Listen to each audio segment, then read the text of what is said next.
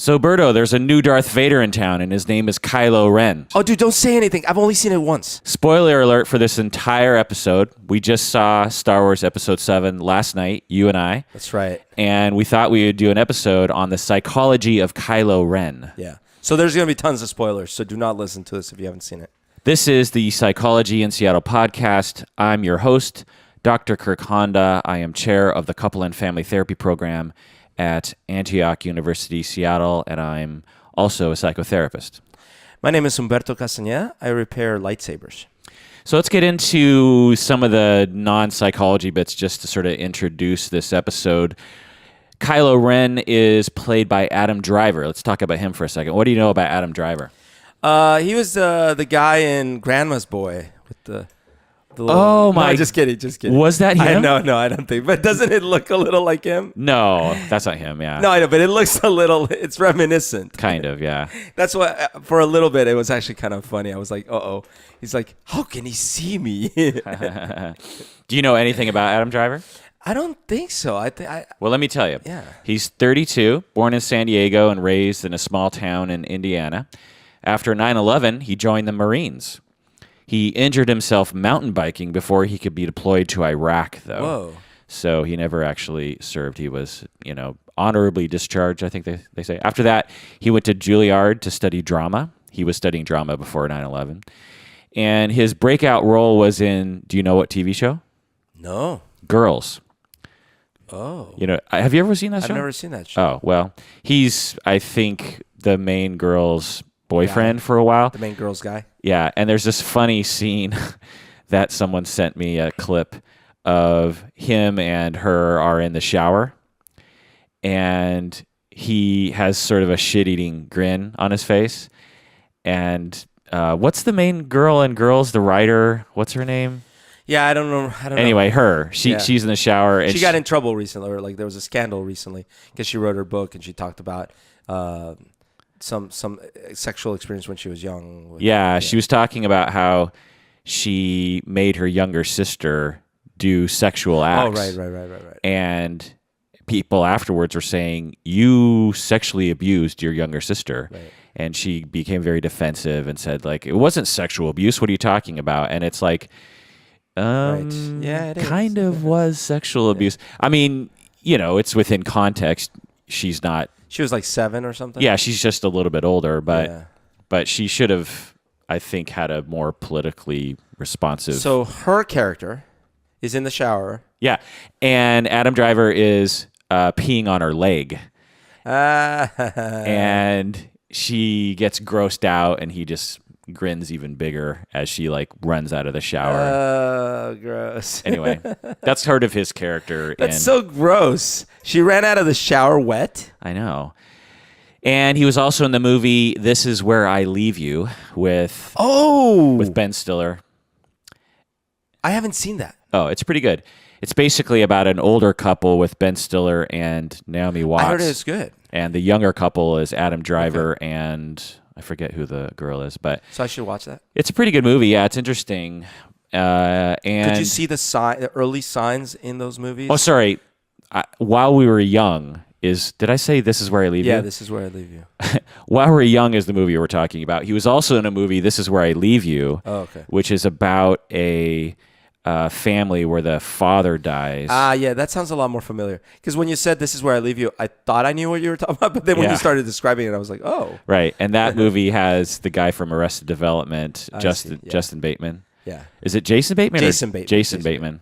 I always get that mixed up. Justine Bateman is his sister, right? Right, I think that's where I get it mixed up. So let's talk about his performance in Episode 7, Adam Driver. What do you think? Okay, so I'm split on this. I think when he was wearing the mask, and I didn't know who he was or what he looked like, it was a very convincing bad guy. I was sold. I was like, okay, I'm scared. This guy seems very powerful and everything. Now they actually did a good job that when he's revealed, then immediately you see this incredible vulnerability and self-doubt and all these things, even just in his facial expression, let alone in what he continues to say and all these things. So they actually, I feel like they maybe they cast him maybe on that appearance on purpose, because he kind of looks like someone who might be a conflicted young man, right? Right. Yeah, he's a soft character. He has a soft side to him. Spoiler, But he's also very manly. Do you know what I mean? He's tall. Yes, that's right. He's got a strong facial features, and but he definitely has a vulnerability to him, and I definitely saw that. I thought that was a good choice. I will say one thing. Spoiler. He did not look like what I would imagine their son looking like. Han and Leia? Right. Yeah. Well, you got to make some choices. I know. So that aside, Yeah. I did think there were some very touching, moving moments with him, like with him and Han, that turned into some very disastrous moments. But overall, I like him. I like him as a character. I like him as a bad guy. And it's obvious, you learn towards the end of the movie that he's just getting started. He's a baby bad guy. Right. You know, the first scene, you're like, okay, this is like Darth Vader. Right. Then you realize, oh, no. He's nowhere near Darth Vader. He's learning. He's very insecure. He's all these things, right? Right. Because Finn, who has never used a lightsaber before in his life, manages to land a blow. Yeah, he manages to last longer in the ring than you would have thought possible. Right. Well, the thing I really liked about this character and the way J.J. Abrams directed him was that he's a little affected, a little stylized, but not too much. You know, like when you think about characters like Batman, the most recent Batman, or Bane, these characters are like really stylized to the point of cartoonish and annoying. And you could have easily made this character really stylized. Yep. Or stylized in a way that was really annoying. Like the voice was understandable, but menacing at the same time. And the do you know what I mean? I love that line early on though, where Poe is like captured by him, and he's like, "No, we got to talk." And Poe's like, "Listen, I can't really understand you with all the robotic getup." Yeah.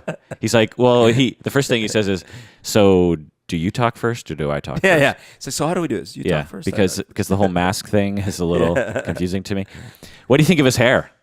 The long flowing black. I'm pretty sure that's a wig. Snape hair. Yeah. I just thought, I mean, the one funny thing about it was that helmet is very small. It's actually small in comparison to Darth Vader's huge helmet. And he takes it off, and then instantly his hair is just big and flowy and and moosed and stuff. But anyway, there is that aspect which I think will now get darker, especially since he's been scarred and stuff.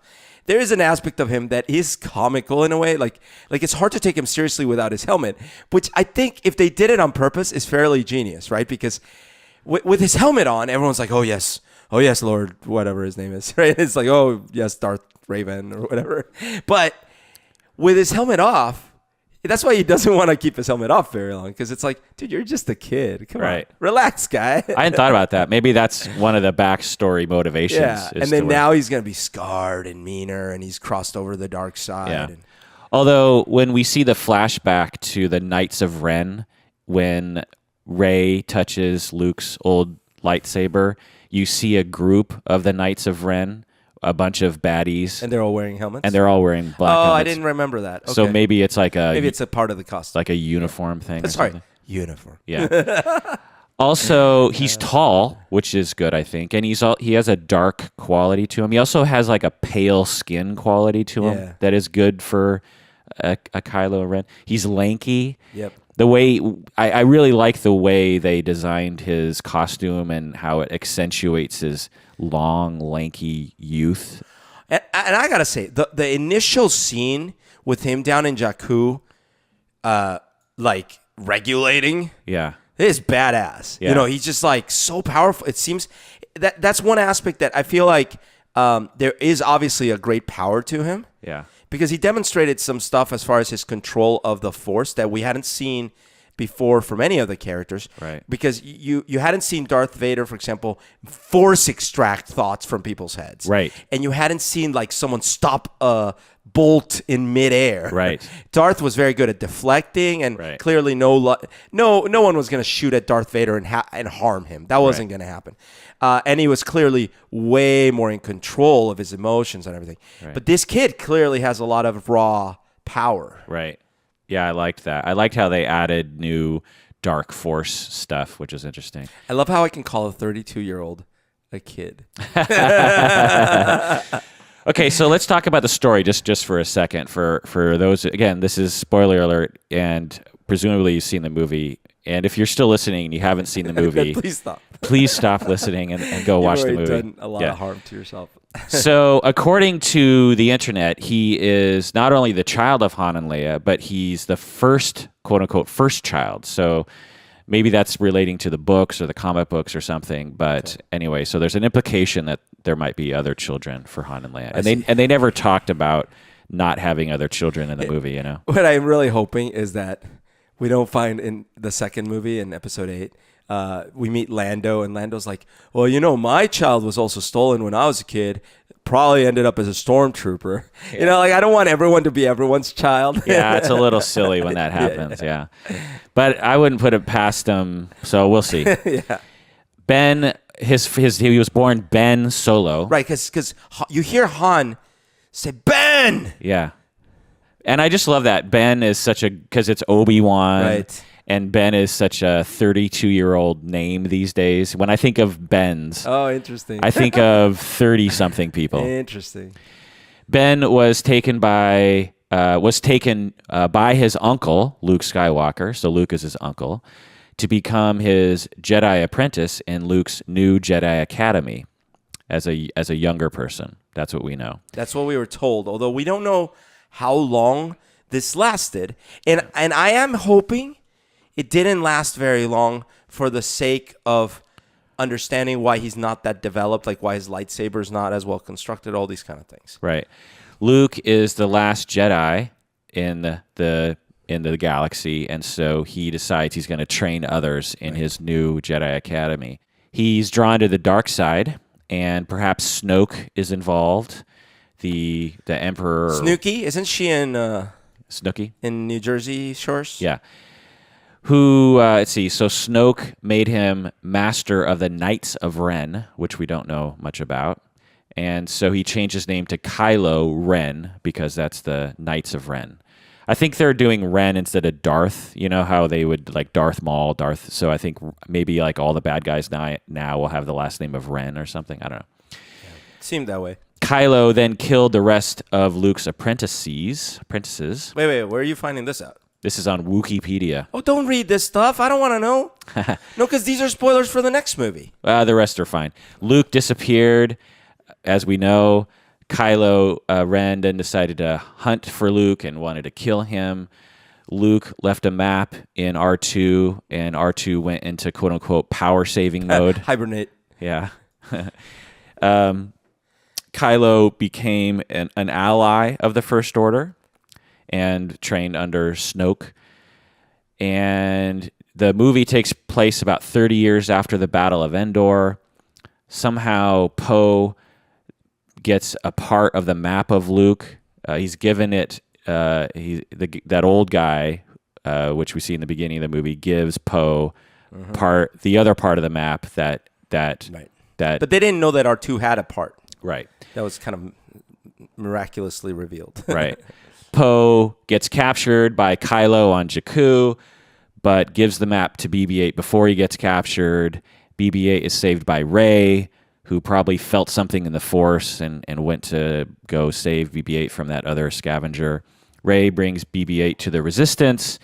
R2 wakes up for some unknown reason. Maybe when Han died, Luke felt the ripple in the Force and Luke turned on R2, or I don't know. And then so R2 and BB-8 add their pieces of the map, and then Rey follows the map to Luke. Anyway, so let's talk about Kylo Ren's lightsaber. So according to Wikipedia, his lightsaber is based on an ancient design dating back to the Great Scourge of Malachor, which relied upon a cracked kyber crystal. So this is getting super nerdy. So if you know the books and the video games, and which I thought they disavowed, by the way. Which they might. Yeah. We'll see going forward. But essentially, or apparently, this design in a lightsaber wasn't the first time we've seen it in the various different permutations of the story of Star Wars. That someone made a lightsaber that had a cracked crystal, and it makes that weird kind of blade that seems to crackle. It's quite dangerous. And it makes it more powerful, essentially. And in order to vent some of the pressure, you have to have those side things. So that explains those lateral plasma vents as the signature crossguard situation. What do you think about that? Oh, I have made my thoughts well known on this matter, both previously and online. I will just repeat them. I think that is way too unsafe, even for a Jedi, to have these little side lightsabers that could cut your hand. And but we see in Episode 7 him using it against Finn. He pokes him in the shoulder when they're definitely not debating the fact that those are dangerous for everyone involved. I'm just saying they're also dangerous for the wielder. Yeah, well, he's a dangerous villain. You're too dangerous. Okay, so let's get into the psychology of Kylo Ren. So what can you say, Berto, that we know about his backstory? And I'm guessing we'll learn more. But what can we say that is the most critical event that we can say, or a critical situation regarding his upbringing that would affect his psychology negatively? On the one hand, there's the mystical, and then there's the psychological that might apply to a normal human being. And what I'm saying is, let's treat him like a normal human being. Okay, first let's treat him like a normal human being. But I do want to mention the other thing later. So as a normal human being, conceivably after the war is over, Han and Leia start a normal household, they ended up apart, although Han indicated that it might have been mostly because what's Kylo Ren left, or Ben left.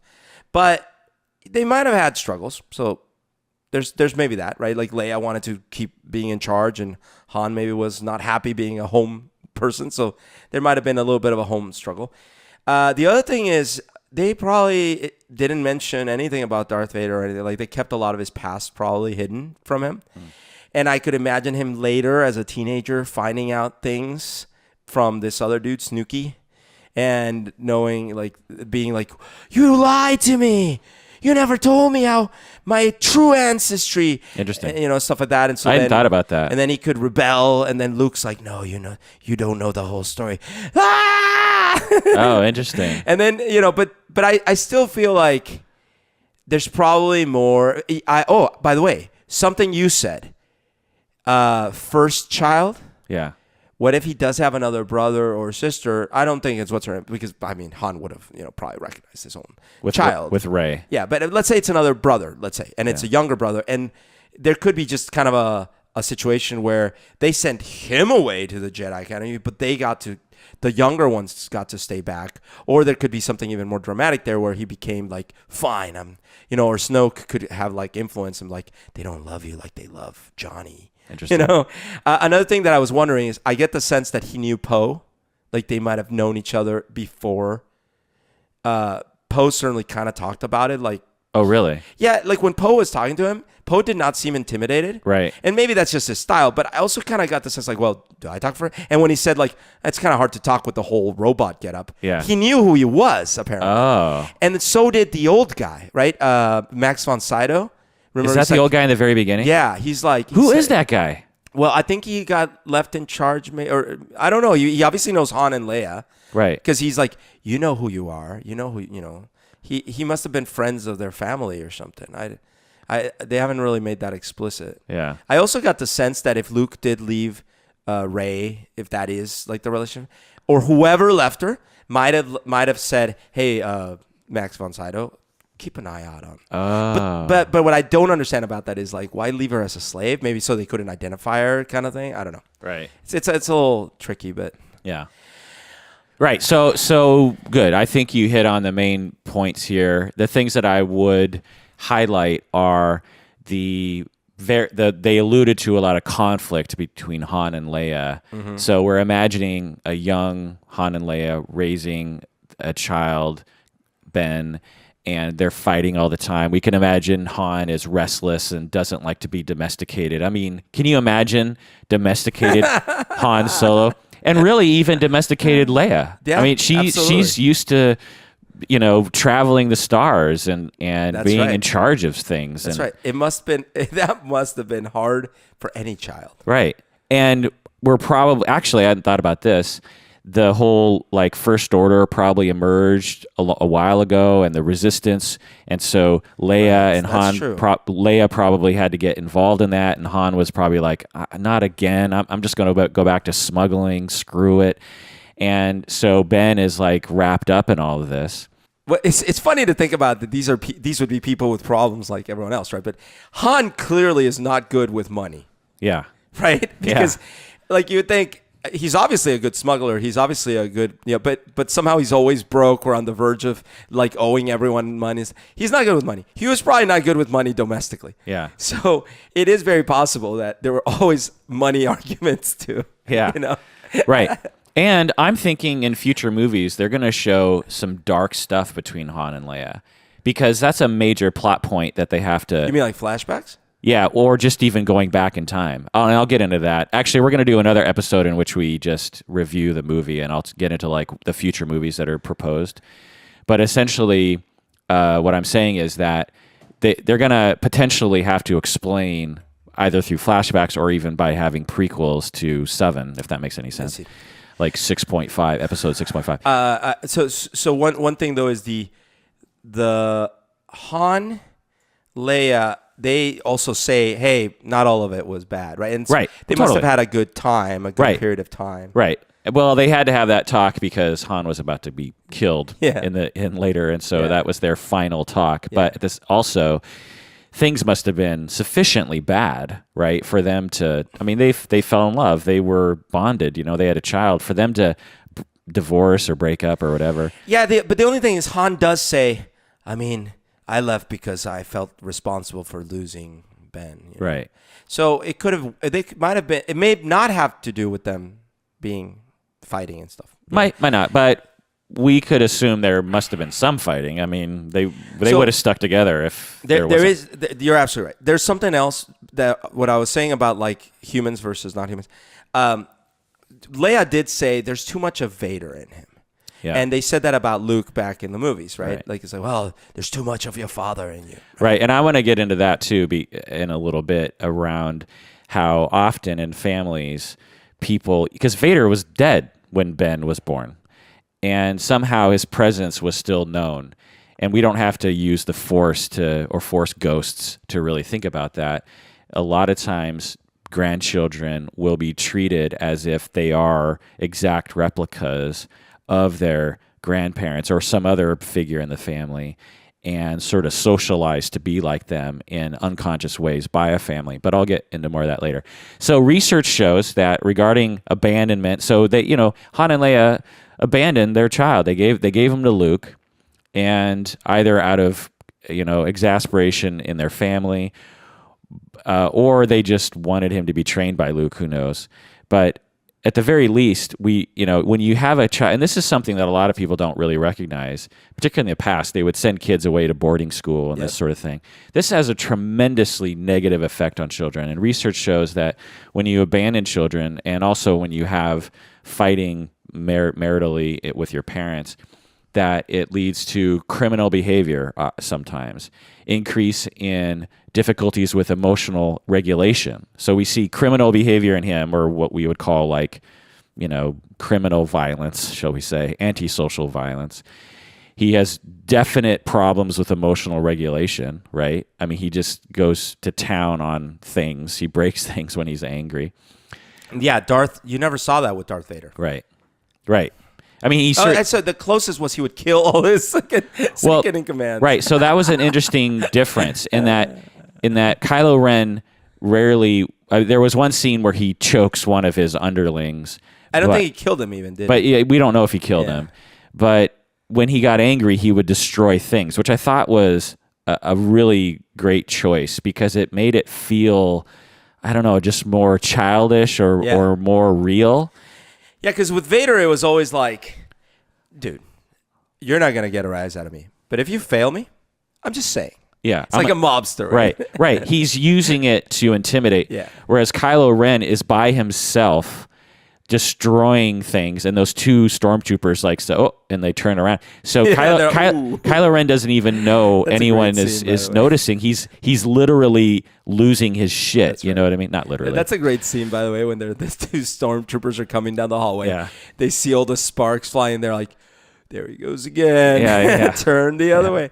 And by the way, I think it's very likely that Luke gave him the Darth Vader helmet as when he was younger, but he was trying to be like, maybe Luke is the one. Here's one scenario. Snoke tells him, "Oh, they're not telling you everything about your past. You should inquire." And then he confronts Luke, and then maybe in that exchange, Luke's like, "Look, here is your grandfather." But then he takes the helmet and then later fetishizes it or whatever, idolizes it. That's one part. Because I was thinking, how did he get the helmet? Well, Luke would have had the helmet. Yeah. Right. Maybe he just went to Endor and retrieved it from the woods. Who knows? Maybe. Or Snoke. Snoke got it. Yeah. Or on eBay. I mean, maybe they have eBay.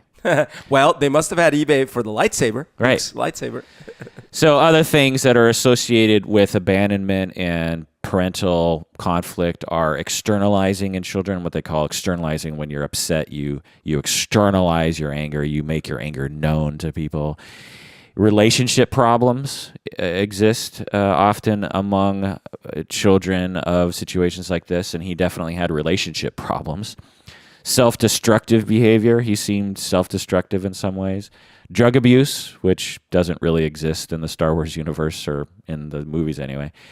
And personality problems like borderline and narcissism, antisocial, sadism, this sort of thing.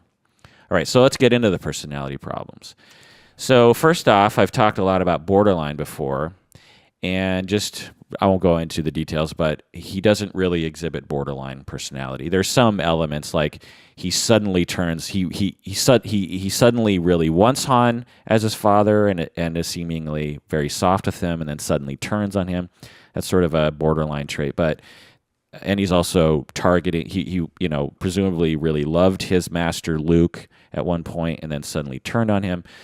So there's some borderline issues, but borderline is a very complicated personality disorder to portray in a movie, and they didn't really go in that direction. Another personality problem we could talk about is sadism. Did you think he was sadistic, Berto? Yeah. How so? What's the definition of sadism? Well, I guess he enjoys seeing pain and inflicting pain or whatever. Yeah. Did he enjoy inflicting pain on other people? I felt so, because he was like, what about the villagers? Kill them all. Yeah. Right. And when he was trying to get information out, it's like, I think he got a little bit of a kick of being able to for all we know, maybe this is not the case. For all we know, he could have force extracted knowledge without the pain part. Yeah. But because I actually thought that what he was doing was kind of crushing the skull. Yeah. They made it sound like that. Yeah. So I was like, ugh. Oh, there was another new force ability where he made Rey fall asleep. You know what though? No, you're right. I was thinking I've seen. I don't think I've seen that before. No, but you might be right. Yeah. So, well, that's interesting. I would say that he wasn't sadistic.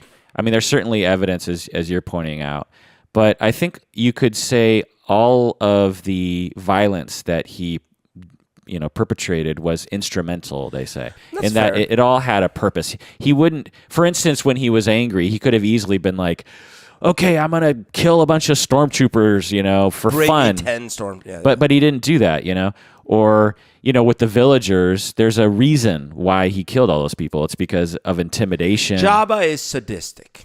Jabba is sadistic because he's got a pit. Yeah. He enjoys watching people get mauled to death by Exactly. Jabba makes the dancer fall into the Rancor pit just because. Yeah. He likes taking people out in the middle of the desert and dropping them into a pit then no one except Boba Fett ever escapes. Although you could even say Jabba was instrumental in his violence with that because he's trying to intimidate the land.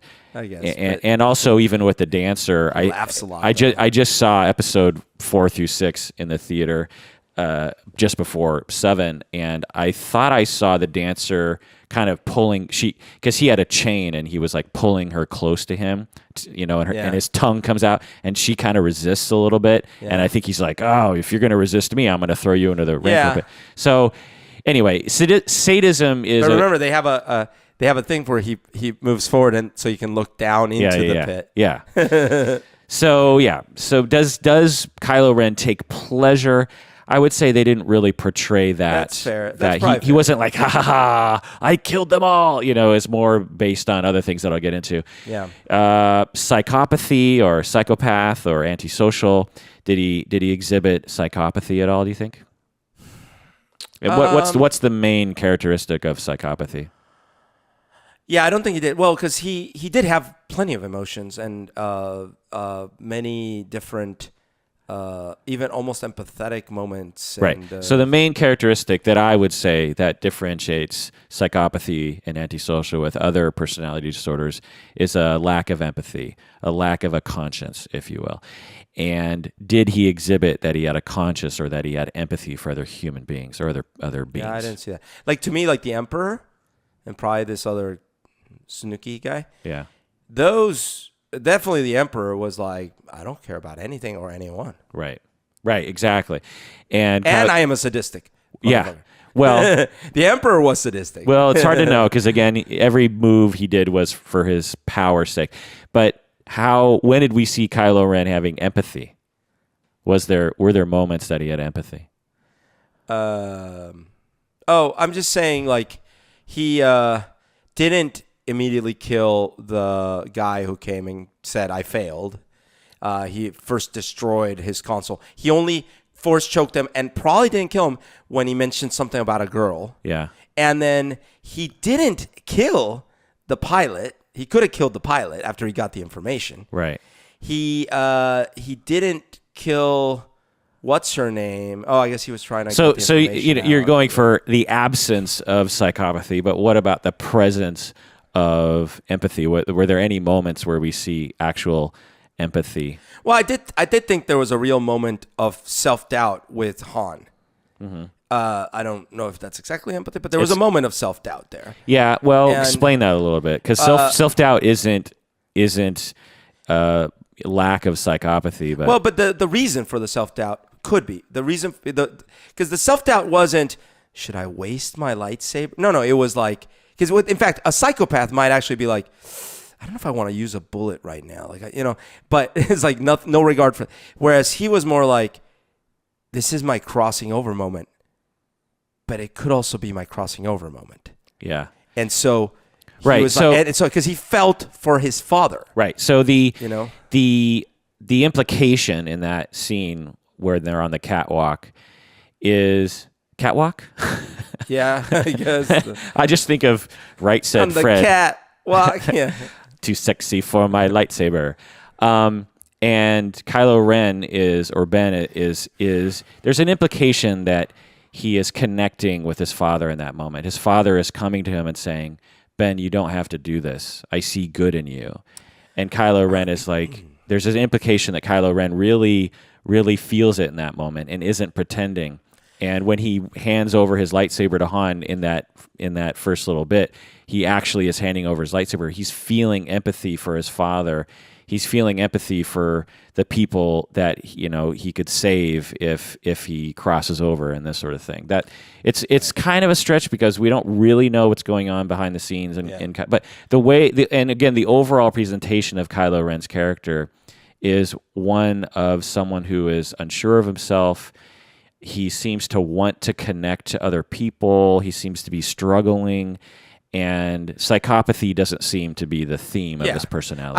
I wouldn't expect a psychopath to have that kind of a moment of, again, if there were a moment like that, I would expect it to be a lot more pragmatic about the mechanics of the thing rather than another moment, which granted, the light side of the force is not a real thing in our world, but he has that moment where he's by himself with the Darth helmet, and he's saying, "I feel the pull of the light. It's so hard. Yeah. You know, I feel it pulling and stuff like that." Right. Which I think it's that universe's version of having empathy in a way, Right. you know? Yeah. Well, what do you think I would say? So we've eliminated psychopathy, sadism, and borderline. What do you think is the main characteristic personality trait that I would identify him as having? Starts with an N. Narcissistic disorder. Right. Yeah, that's true. That's true. Right. That's true. He's definitely all about that base. Yeah. Yeah. And he's power hungry. He wants to get revenge. His father wronged him, and he is going to wrong him back. And even to the point where the other dude, the lieutenant, the commander guy, the Hux, General he's Hux. like, "Listen, buddy, don't let your personal agenda get in the way of the Empire or whatever, right?" And Kylo Ren's like, "Well, I gotta go do what I gotta do." You know, he's clearly putting his own self-interest and his story ahead of everything else. Right. He is styling himself as the next Darth Vader. That's right. That's, it's like when Kanye West styles himself as the next Jesus. As the next Jesus, or when God, what was that guy's name in the 80s that said he was as big as the Beatles and then he instantly just fell from grace? God. Oh, you mean the Oasis? No, well, there was that. Noel? But God, what was his? Terrence Darby. Terrence Darby? I didn't know this. Terrence. Anyway, he thinks of himself as the next Darth Vader. That's a huge thing. It's basically like saying, yeah, you're the next Hitler or something. Yeah. You know what I mean? Like, I am Hitler, and to believe that you are that big, Right, when you clearly aren't. Well, even if you are, that's still very narcissistic. Right. Giving his lightsaber over to Han meant he had to be humble now. He needed to humiliate himself, right? He needed to step below and become just another person. Yeah. But in the last moment, he said, "No, I'm going to hold on to this and I'm going to kill my father because I am bound for greatness. I'm going to be leader of the Empire," this kind of thing. Yep. He thought he could take on anyone, even though he clearly could not. This is another narcissistic trait. I mean, he couldn't even really defeat Finn very easily, and Finn knew nothing. Rey had never used a lightsaber before, and she beat him, and so he just had a tremendous amount of belief in himself when he shouldn't have. If you were going to take Episode 3 as canon, which I don't, but imagine if you were, Anakin was also, you would have thought, with as powerful as Anakin was, and by that point how much training he had and all these things, that he probably could have beaten Obi-Wan. But even at that point, Obi-Wan was But still able to Obi-Wan press has them. the high ground. Yeah. But at that point, Anakin is still held back, right? And there is this theme about, like, if you ask the dark side people, they're like, well, yeah, he's held back because he hasn't fully given in to the dark side. And so in some ways, it was only after he was defeated and slashed and burned that the Emperor might have said the similar thing. Now your true training can finish or whatever, right? Yeah. And clearly the Darth Vader we see after that, or at least years later, is not this like impulsive, amateurish, dude, right? Similarly, at the end of this movie, he ends up beaten and, almost killed and things like this.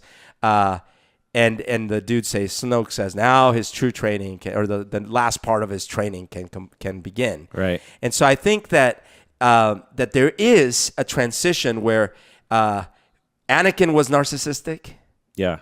This guy is narcissistic. Right. But the Darth Vader afterwards was the antithesis of narcissist, because he's like, I'm just here to serve my master. Right. So it's a very curious thing. Then what do you call that after he's no longer all about himself, but he's still an evil dude? Yeah. Is that a thing? Well, I would say that if we're going to look at the real world, people with personality disorders, particularly when they're low grade, and even though we would say Darth Vader, Anakin, and Kylo Ren are fairly narcissistic, they're actually pretty low grade in terms of the clinical world. I see. But when you have a low grade narcissism, as you age, you learn how to manage it for your interests. Oh. So Darth Vader is thinking, well, I want to be ruler of the universe, but my master is actually pretty powerful. Yeah. And so I want to defeat him.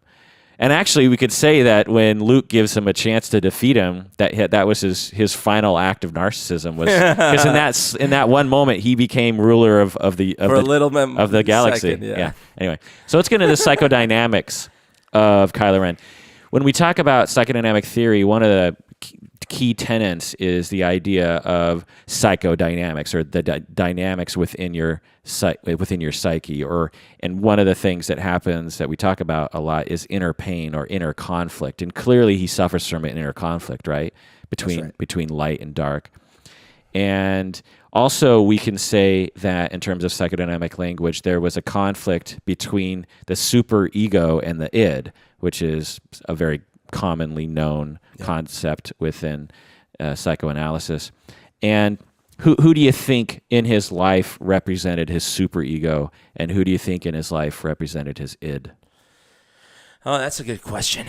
I think. Do you know what superego and id are? Yeah. And I think that all things being equal, Han is a very id person. Right, exactly. I would say Leia is very much super ego-ish. Right. I would say the new Luke is probably super ego-ish. That's right. So anyways, yeah. And Vader is And id. Vader is completely id, yeah. Right. So as he's growing up, Leia was probably the responsible... Snoke too, yeah, Snoke. Leia was probably the responsible parent, and Han was probably just another kid. So Han is id. He is drive for self-satisfaction, for excitement, for power. Just he's not very responsible. Let's just say, Leia is super responsible, and Han and Leia are fighting as he grows up, and so he internalizes he's watching his mother be very responsible, and Ben is upset at his mother for being so responsible that it conflicts with his other loved one, his father, and so he is internalizing a very conflicted superego and id dynamic.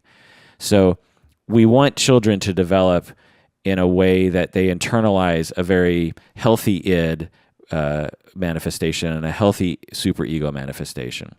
You don't want there to be an internalized conflict that continues to rage in the adult between superego and id in a way that's bigger than other people. Am I making sense? Yeah, that makes sense. Also, Luke and Vader, later in his life, perhaps in his adolescence, Luke is training him, and Luke is the superego. He's telling him to calm down, don't be narcissistic, emotional regulation, be patient, control yourself. And then he's also internalizing what messages he's getting from who knows where about Vader in terms of like power and kill and please yourself and all that id in him, his grandfather. And disguised as superego in a way, because you could imagine, just like the Emperor and Star, Snoke could present.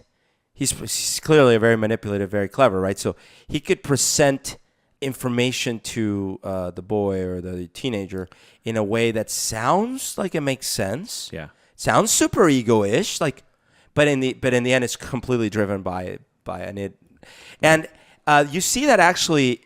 In fact, it could have been done nicely in episode 2 and 3, because the actor that played the Emperor is a great actor, right? Yeah.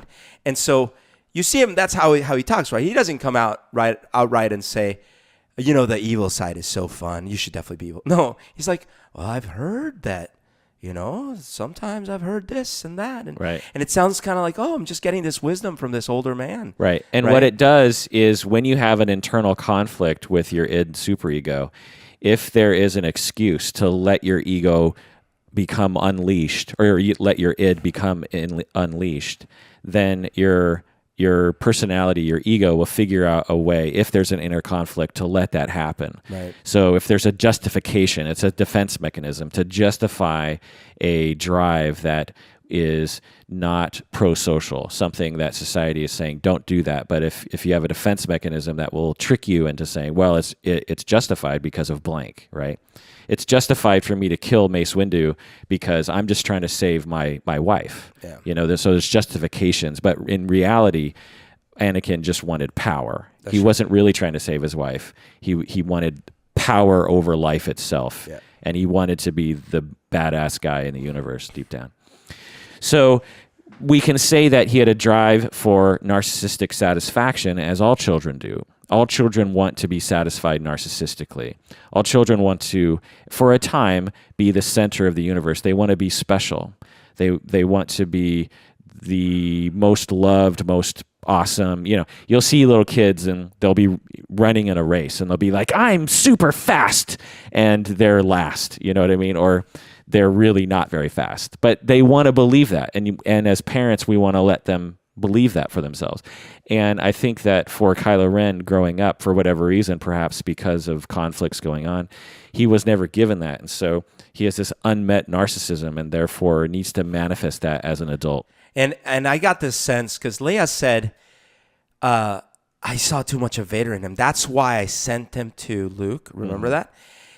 You could imagine that even as a young child, he might have been a little off because of the dark side, right? Right.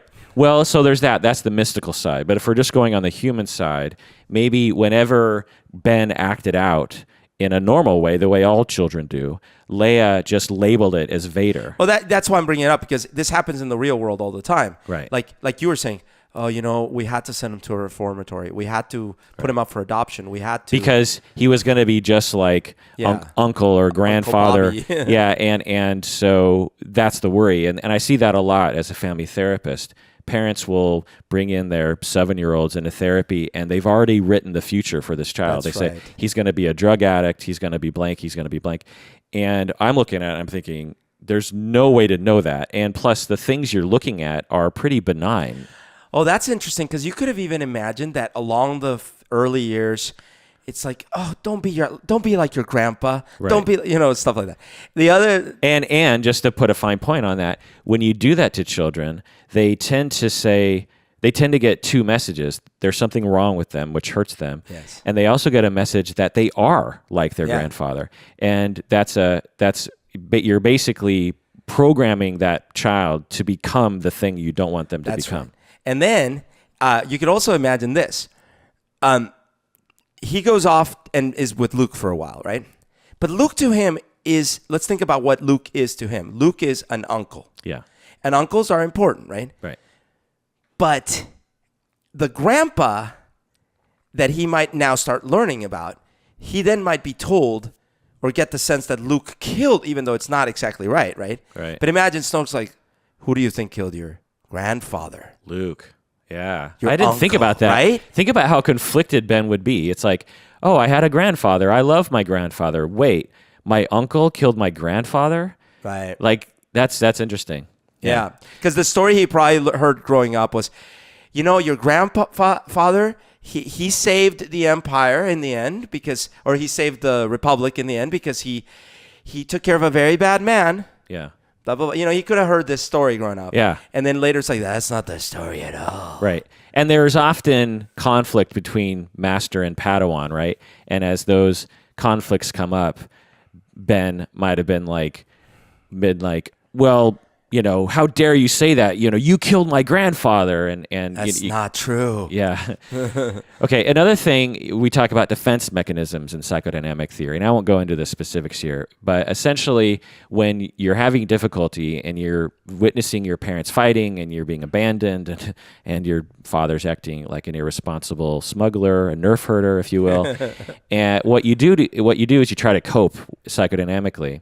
And one of the ways you cope is by internalizing a strong figure like Darth Vader. So at an early age, Ben is internalizing the image of Darth. He doesn't know Darth Vader. He doesn't know Anakin Skywalker. He just is hearing things. There's lots of rumors, There's no photos in Star Wars. That's one thing. There's no photos. Well, they did show in Episode 3 like a video recording. Oh, yeah. Anyway, but he why does he wear a mask? We don't know. Maybe the Knights of Ren, you have to wear masks, but maybe he wears a mask because he's trying to internalize his grandfather as someone strong. He feels weak. He feels vulnerable, and he is internalizing the invulnerable Darth Vader. He has a red lightsaber, just like Darth Vader. He could have had any color lightsaber, right? And when he feels pain and uncertainty, he goes to the helmet and talks to the helmet of Darth Vader. Okay, so just a little bit about the family system. Rebecca Bloom, remember the art therapist, Rebecca Bloom, our friend? Yep. She texted me and said, you should do an episode on the family system of Ben and Han and Leia. The thing is we don't know much about the family system yet. I mean, we've heard very little references, and so it's hard to say. But we've touched on some of it. But just to get into some specifics regarding family systems theory, we talk about triangulation a lot, which was made famous by Murray Bowen, which I've talked about before. But anyway, the main triangle we see is Ben, Vader, and Han. When when he feels anger at Han, his father, Vader's presence was called upon by the system. This is the language of systemic theory. Vader's presence, or the idea or his role, was called upon by the system to triangulate into that conflict between Ben and Han, or even between Ben and Luke or something. And so Vader is frequently triangulated into these conflicts that are happening. Maybe there was a conflict we know there's a conflict between Han and Leia. Maybe Ben and Vader were triangulated into that conflict as a way of trying to stabilize the system. In Bowen's differentiation theory, he talks about how when there's a conflict, a third is triangulated in, and they become stable over time, and this affects individual personalities as they develop, particularly in children. I know that there were no Force ghosts in this episode. Yeah. But assuming that they're not going to fully write that off as being canon, and by the way, I hope they don't, because it is a key point in episodes 1 and 2, and to the lesser extent, episodes 4 and 5, and to a lesser extent, episode 6. In other words, A New Hope, Ben's like, listen, if you strike me down, I'll become more powerful than you could possibly imagine. If there are no Force ghosts, then that's bullshit, right? Right. So imagine that early on, but it's possible that Luke's the only one who's got the Force strong enough to maybe see the Force ghosts or whatever, right? But I was thinking, it'd be interesting if early on, what if the Emperor has a Force ghost? Oh. Yeah. Or because we don't know much about the Snoke guy. What if the Snoke guy is the Emperor's Force ghost? So we've only seen a hologram of him. I don't know. Yeah. But I was thinking, because the Emperor certainly would have a vested interest in but the problem with the Emperor being a Force ghost is that I did get the sense that only good guys end up being able to go to Force ghost heaven. Right. So maybe that won't work. Sorry. One more thing. But I also was thinking that the Kylo Ren, in the very young, he must have been born soon after the end of the Endor battle. Right. Because he's about 30, it's been about 30 years and such. So he was born during what? Oh, sure, the war is over. Well, no, I'm sure there were lots of other little pockets of battles that had to be fought. As you were saying earlier, Leia was probably like, geez, I got this newborn, but they want me to govern. I got to do stuff, right? Yeah. And Han is probably in the middle going like, oh, I don't know. Can we just settle down? So his life from a very young baby age was, even if they weren't fighting all the time, it was certainly probably moving around a lot, lots of so already there is an instability in his family system. Right.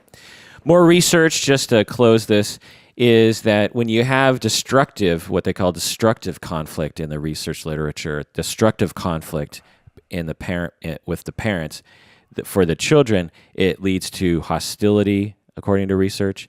It leads to anger for the children, and it leads to conflict tactics such as physical aggression, verbal aggression, threatening other people, and insulting other people. So research shows that when your parents are conflicting in a destructive way, which we could imagine Han and Leia having destructive conflict instead of constructive conflict. Because, all parents conflict, but there's a difference. There's a spectrum between constructive and destructive. The more destructive, the more the child will exhibit hostility, anger, aggression, threatening, this sort of thing. And it threatens your attachment security. We've talked about that before in terms of how secure you feel attachment-wise. And clearly, Ben, or Kylo Ren, suffers from attachment insecurity.